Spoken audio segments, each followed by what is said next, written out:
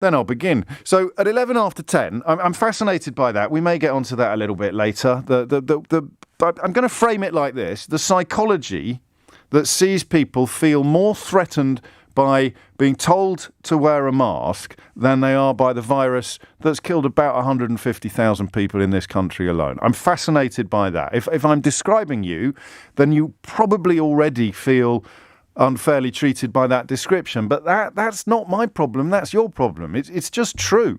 It's killed 150,000 people, and yet you're more threatened by an order to wear a mask than you are by the threat posed by the virus. And of course, the maddest element about this, again, unless I'm missing something huge, in which case 0345 6060 973, is that they often have quite odd views about the vaccines as well. And that doesn't make sense, because if you really, really, really don't want to get vaccinated, and let's pretend for the moment that you've got a sound scientific reason for that position rather than just a subscription to your Uncle Keith's Facebook page, if you really, really, really don't want to get vaccinated, then the mask should be welded to your face. Oh, masks don't work. Right.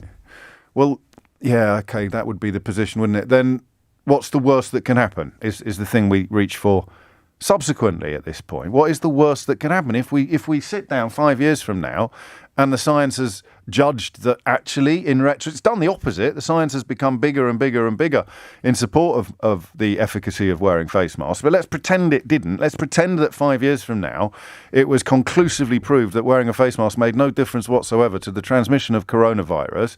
And I don't know what I would be supposed to be feeling. Would I be sitting there going, oh my God, I wasted all those train journeys wearing a mask when I didn't need to? I can't quite imagine any circumstances in which I would feel cheated or betrayed or robbed. Oh my God, I sat in Phantom of the Opera with a mask on and my glasses kept steaming up. I could have seen Phantom of the Opera through slightly less steamy lenses if only I'd known back then that I didn't have to wear a face. Do you see what I mean? So these are the baffling elements to me. The notion that you're more threatened by a mask than you are by a virus. The idea that even if it turned out they weren't helpful, you haven't lost much or sacrificed much or given up much. It's just so whiny. I'm sorry. It's just so whiny. It's like a kindergarten full of recalcitrant toddlers who don't want to eat their broccoli or something. I don't get it. Hopefully by 11 o'clock today, I will get it. 0345 6060 3. And then finally, and somewhat unsurprisingly, and quite possibly foolishly, I do wonder whether they've got it right this time. They've moved further and faster, I think, than they have at the point of any other escalation. Don't you? It's still early.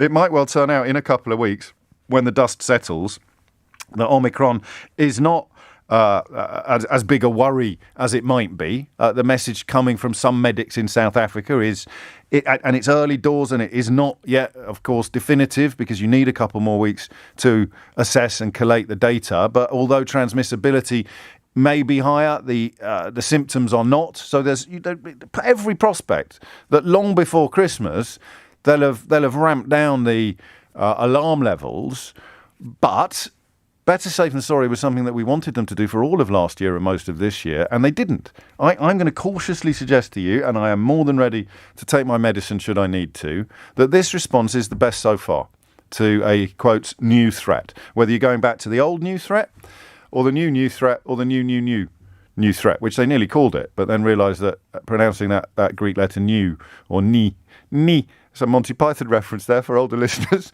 would be unhelpful. So therefore it is Omicron. And if you need a good joke today, probably the best joke I've seen with regard to all of this is not how I wanted to learn the Greek alphabet, lads. This is not how I wanted to learn the Greek alphabet. Special prize to anyone who knows what comes after Omicron? P. 10:15 is the time. The number you need is 0345 6060 973.